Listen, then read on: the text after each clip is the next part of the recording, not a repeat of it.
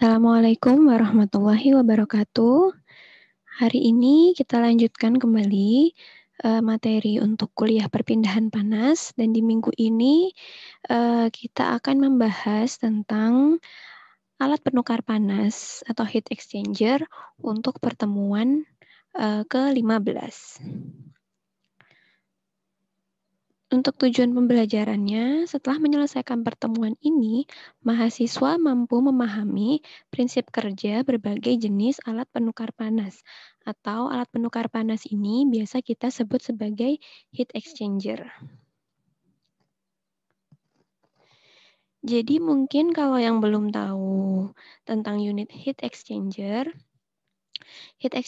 atau HE itu merupakan suatu unit proses yang bekerja berdasarkan prinsip pertukaran panas antara dua fluida yang berbeda temperaturnya.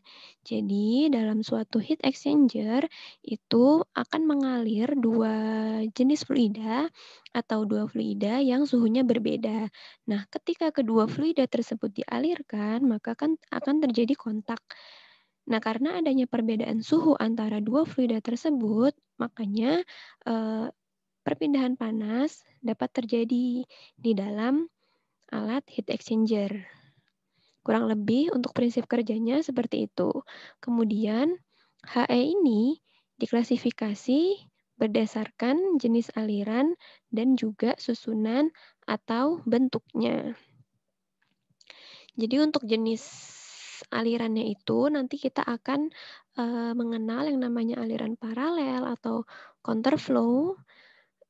Kemudian untuk susunan atau bentuknya nanti ada beberapa macam. Salah satunya itu ada double pipe heat exchanger, di mana double pipe heat exchanger ini merupakan jenis yang paling sederhana. Nah, selain double pipe HE, nanti ada juga itu yang cell and tube.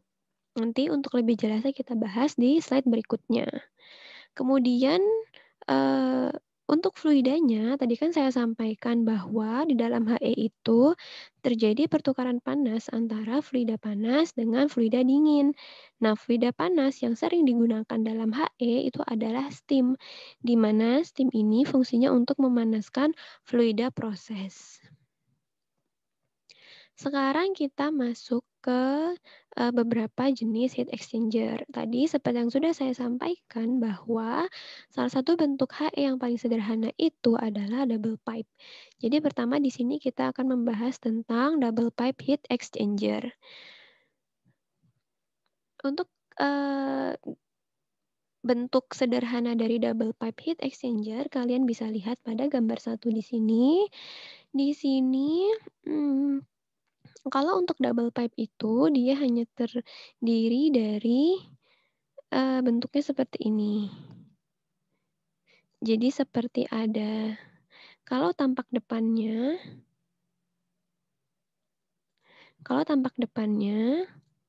itu tuh seperti, ini bentuk sederhananya aja ya. Nah, tampak depannya itu jadi kurang lebih hanya terdiri dari dua ruangan seperti ini. Jadi ada yang di bagian dalam dan yang di bagian pinggirnya. Dan ini tampak sampingnya seperti ini, jadi mudah-mudahan cukup kebayang. Jadi di sini untuk double pipe heat exchanger ada dua jenis aliran yang mungkin terjadi di dalam double pipe HE. Tadi kan seperti yang sudah saya sampaikan bahwa klasifikasi HE itu terdiri dari bisa diklasifikasikan berdasarkan jenis alirannya maupun susunan atau bentuknya. Nah, untuk jenis aliran itu sendiri, untuk double pipe heat exchanger ini ada yang aliran paralel dan juga ada aliran counterflow. Jadi sekarang kita lihat di sini. Di sini pertama, di gambar A ini ada yang alirannya paralel. Jadi untuk aliran paralel antara fluida panas dan fluida dingin itu masuk pada titik yang sama. Jadi misalnya di sini saya tulis ini fluida panasnya ya. Ini hot, terus yang di sini, maaf. Nah, yang di sini ini fluida dingin, cold ya. Jadi misalnya di sini ada fluida panas masuk. ke bagian pipa yang di tengah sini. Kemudian di sini juga ada aliran fluida dingin yang masuk, ya kan. Nah, di sini fluida panas dan fluida dingin masuk pada titik yang sama. Jadi mereka sama-sama berasal dari titik yang di sebelah kiri. Kemudian kedua fluida tersebut mengalir dengan arah yang sama. Jadi ini baik fluida panas, ini kan fluida panas aliran di sini. Fluida panas, kemudian di sini ada fluida dingin. Nah, di sini juga fluida dingin. Alirannya sama kan? Ke arah kanan sampai akhirnya mereka keluar dari titik yang sama. Jadi di sini untuk fluida panasnya keluar di sini dan ini fluida dinginnya keluar di sini. Nah, jadi mereka masuknya sama dari titik sebelah kiri, kemudian mengalirnya ke arah yang sama dan juga keluarnya di sisi sebelah kanan. Itu untuk yang aliran paralel. Sekarang untuk yang counterflow itu kebalikannya. Jadi misalnya di sini ada hot fluid atau fluida panas masuk dari sisi sebelah kiri, kemudian di sini ada cold fluid. Jadi di sini ada fluida yang dingin masuk, di sini kan fluida panasnya masuk dari sisi sebelah kiri, sementara fluida dinginnya masuk dari sisi sebelah kanan. Kemudian mereka mengalir dengan arah yang berlawanan. Di mana untuk fluida panasnya ini kan ke arah kanan kan. Nah, di sini juga keluar di sini, sementara untuk fluida dinginnya dia ke arah kiri. Ini ke arah kiri sampai akhirnya dia keluar juga di sebelah kiri. Nah, jadi itu perbedaan antara aliran paralel dan juga counterflow khususnya pada double pipe heat exchanger. Selanjutnya, kita akan masuk ke jenis atau bentuk HE yang kedua, yaitu shell and tube. Jadi shell and tube heat exchanger ini juga merupakan salah satu jenis yang paling umum digunakan di industri.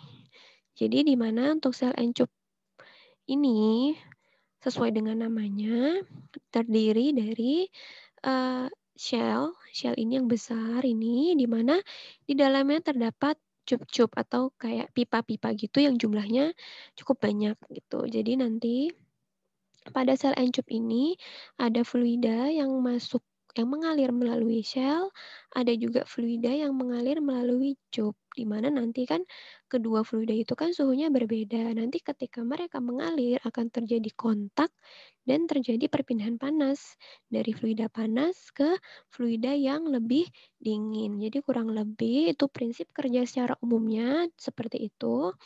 Sekarang kita coba lihat gambarnya. Untuk sel encup HE pada gambar 2.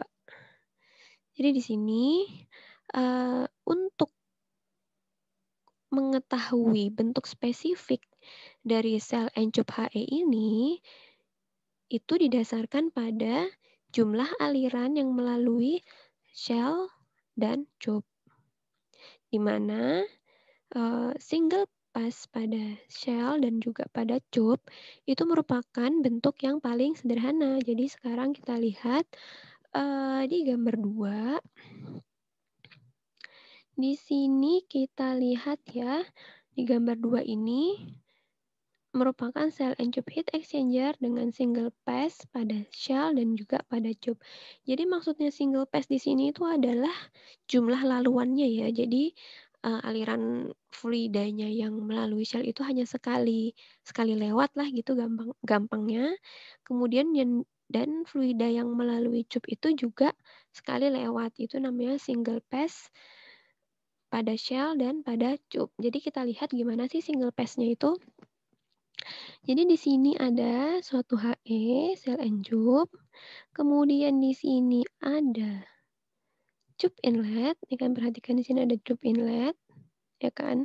Kalian lihat, perhatikan alirannya. Jadi ini adalah fluida yang masuk ke bagian cupnya, ke bagian pipa-pipanya. Kalian lihat ini panahnya. Nah, nanti fluida yang masuk melalui cup-cup itu akan melalui sini, melalui daerah yang warnanya pink muda ini. Ini adalah cup-cupnya, ya.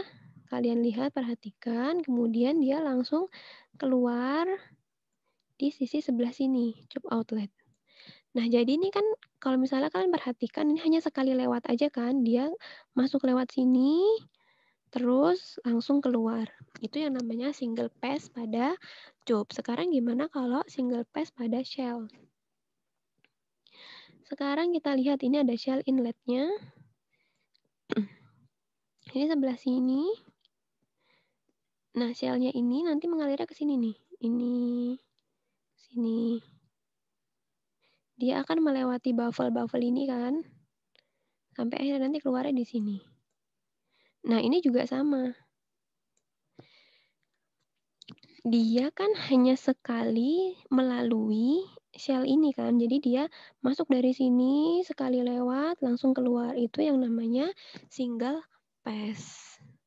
Itu. Jadi, terus tadi juga saya katakan bahwa aliran fluida yang melalui shell ini kan, kan dia meliuk-liuk sesuai atau mengikuti ada atau tidaknya baffle. Jadi baffle itu apa? Baffle itu adalah yang ini.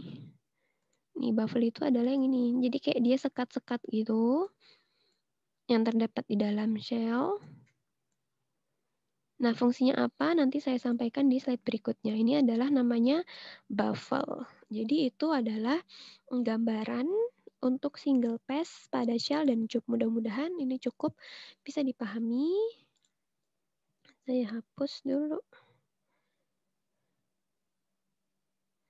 Nah, tadi itu untuk yang single pass pada shell dan cup itu merupakan bentuk yang paling sederhana. Sekarang kita akan membahas tentang baffle. Jadi tadi udah saya sampaikan baffle itu yang mana. Jadi baffle pada sel encup HE itu berfungsi untuk meningkatkan turbulensi dan juga kecepatan aliran. Kenapa dia ingin ditingkatkan turbulensinya? Karena kita menginginkan koefisien transfer panas konveksi yang cukup tinggi. Jadi ketika turbulensi atau kecepatan alirannya meningkat, maka koefisien transfer panas konveksinya itu juga akan meningkat sehingga proses perpindahan panas yang terjadi di dalam HE itu juga semakin baik gitu ya. Nah, jadi kan kalau misalnya ada baffle-baffle seperti ini nih, yang sekat-sekat ini dia kan alirannya itu kan tidak hanya lurus aja kan. Jadi dia meliuk-liuk ini dan ini bisa meningkatkan turbulensi atau kecepatan alirannya itu. Gitu. Kemudian untuk susunan baffle ini sendiri juga biasanya tuh dipengaruhi tergantung dari jumlah laluan yang diinginkan di dalam sel encup HE. Nah, di sini di gambar 3 kita coba lihat ada bentuk atau konfigurasi lain dari sel encup HE di mana dia laluannya itu lebih dari satu. Jadi bukan single pass. Kalau misalnya tadi di slide sebelumnya kita berbicara tentang single pass, ini lebih dari satu laluan ya. Jadi di sini ada dua konfigurasi. Pertama kita lihat dulu yang gambar A. Di sini di gambar A itu merupakan one shell pass dan two tube passes. Jadi di sini laluan yang melalui shell ini ada satu, sementara laluan yang melalui cup atau pipa-pipanya itu ada dua. Sekarang kita lihat gimana alirannya. Ini kan di sini dikatakan bahwa laluan yang melalui shell ini hanya satu kali laluan kan, one shell pass.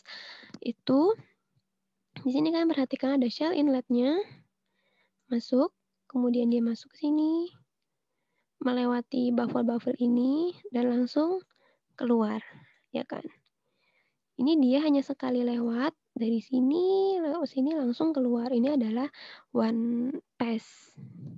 Kemudian sekarang untuk yang cupnya. Kita lihat di sini ada cup inlet.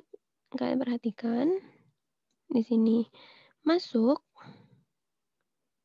masuk ke arah sini kan. Masuk. Nah, masuk, kemudian dia belok. Kan yang dari sini ke sini ini satu kali laluan kan. Ini satu, segini. Kemudian dia belok 2. Nah, kemudian keluarnya di sisi sebelah kanan lagi. Nah, itu yang dinamakan dengan dua laluan atau dua passes, atau yang di sini dituliskan sebagai two tube passes. Kemudian konfigurasi berikutnya, di sini ada, saya hapus dulu. Nah, konfigurasi berikutnya di sini ada di gambar B, 2 laluan yang melalui shell dan 4 laluan yang melalui tube. Sekarang kita lihat ya. Pertama kita lihat shell-nya dulu. Di sini ada shell inlet, jadi fluida masuk pada shell dari sini, ya kan, masuk, mengalirnya lewat sini. Ini kan udah satu laluan, ya kan, kemudian dia ke arah kanan lagi untuk laluan yang kedua. Kayak di sini keluar shell outlet. Nah, itu namanya 2 laluan untuk yang aliran di dalam shell. Jadi kan tadi dia sini 1, terus ke sini 2, baru keluar. Sekarang kita coba lihat yang aliran dalam tube-nya. Di sini kita lihat, di sini ada tube inlet. Fluida masuk ke dalam tube dari sini. Kan dia tadi katanya 4 laluan kan? Jadi masuk sini, saya garis oranye. Ini 1, kemudian ini 2, kemudian masuk lagi 3, dan kembali lagi 4. Jadi keluarnya di sisi sebelah kanan. Nah, jadi itu beberapa contoh konfigurasi lain dari bentuk sel encup HE. Jadi sel encup HE itu tidak hanya terbatas pada single pass saja, tapi dia macam-macam. Jadi baik pada shell-nya maupun pada tube-nya itu jumlah laluannya bisa saja berbeda. Dan yang penting juga kalian harus bisa menggambarkan konfigurasi dari beberapa jenis sel encup HE. Jadi misalnya saya katakan bahwa pada shell-nya itu terdiri dari 2 laluan, kemudian pada tube-nya juga 2 laluan, dan itu kalian harus bisa menggambarkan ya gimana gambarnya yang kurang lebih seperti ini. Jadi nanti tinggal menyesuaikan aja berapa jumlah laluan pada shell dan juga pada tube, kalian harus bisa menggambarkan skema sederhananya. Jadi tolong diperhatikan baik-baik. Dari sini kita lanjut ke jenis alat penukar panas yang ketiga, yaitu alat penukar panas yang melibatkan perubahan fase. Jadi selain tadi ada double pipe dan sel encup HE, ada juga alat penukar panas yang di dalamnya itu selain terjadi perpindahan panas, juga terjadi perubahan fase. Beberapa contohnya itu seperti kondensor, boiler atau reboiler, kemudian ada juga evaporator. Ini adalah beberapa contohnya. Untuk prinsip kerjanya, pertukaran panasnya masih sama ya. Jadi secara mendasar tuh alat penukar panas jenis ini tuh juga terjadi pertukaran panas antara dua fluida yang berbeda temperaturnya. Tapi yang membedakan adalah di alat ini selain terjadi pertukaran panas juga ada perubahan fase. Nih saya berikan contoh yang sederhana aja. Di dalam reboiler itu kan terjadi proses pemanasan air menggunakan steam, ya kan? Nah, kemudian air ini kan dipanaskan menggunakan steam tadi. Lama-kelamaan air ini akan berubah fasenya menjadi uap. Jadi di sini fluida dinginnya itu adalah air, kemudian ini steam adalah fluida panasnya. Ini pada awalnya juga terjadi pertukaran panas dari fluida panas ke fluida dingin, kemudian dilanjutkan dengan Air tersebut akan berubah fase menjadi uap. Nah, itu adalah contoh sederhananya untuk alat penukar panas yang melibatkan perubahan fase. Nanti untuk contoh-contoh yang lainnya silahkan bisa dicari sendiri, gimana cara kerjanya kondensor atau evaporator bisa dicari sendiri. Kemudian untuk materinya di pertemuan ke-15 ini saya rasa cukup dulu dan kita belum masuk ke perhitungannya karena saya mau nanti kalian, paham dulu, eee, prinsip atau secara umum atau cara kerja dari heat exchanger, juga jenis-jenisnya itu harus kalian pahami dulu. Nanti di pertemuan berikutnya insya Allah baru kita, masuk ke perhitungannya. Jadi sampai sini aja materi pertemuan 15 kali ini. Mudah-mudahan apa yang saya sampaikan bisa dipahami, kurang lebihnya mohon maaf. Sekian dari saya. Wassalamualaikum warahmatullahi wabarakatuh.